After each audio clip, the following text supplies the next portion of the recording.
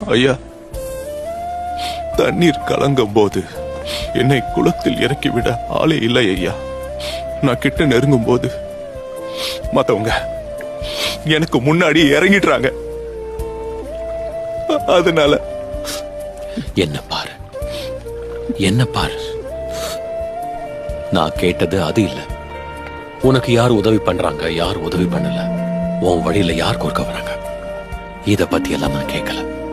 நான் உன்னை பத்தி கேட்கிறேன். நான் முயற்சி பண்ண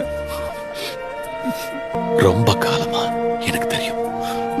திரும்பவும் தவறான நம்பிக்கையை நீ விரும்பலங்கிறது எனக்கு புரியுது.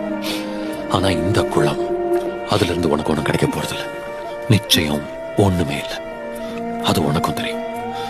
ஆனா நீ இன்னும் எங்கே இருக்கியே? ஏன்?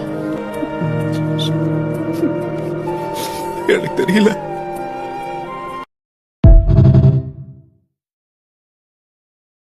நன்றி